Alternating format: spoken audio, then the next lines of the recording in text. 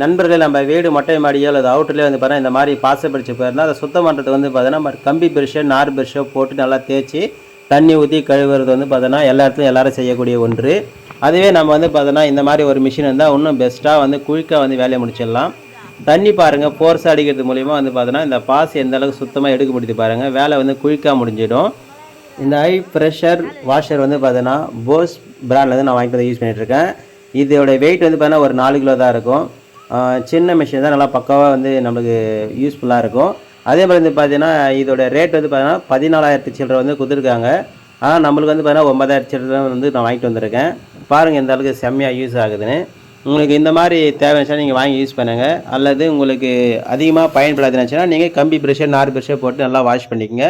அல்லது நீங்கள் இருக்கிற ஏரியாக்குள்ளே பவர் டூல்ஸ் கடையில் பார்த்தீங்கன்னா வாடகை கிடைக்கும், நீங்கள் வாங்கி யூஸ் பண்ணிக்கோங்க. இந்த தகவல் பிடிச்சிருந்தால் லைக் பண்ணுங்கள், நம்ம சேனலை சப்ஸ்கிரைப் பண்ணுங்கள். தேங்க்யூ ஃபார் வாட்சிங்.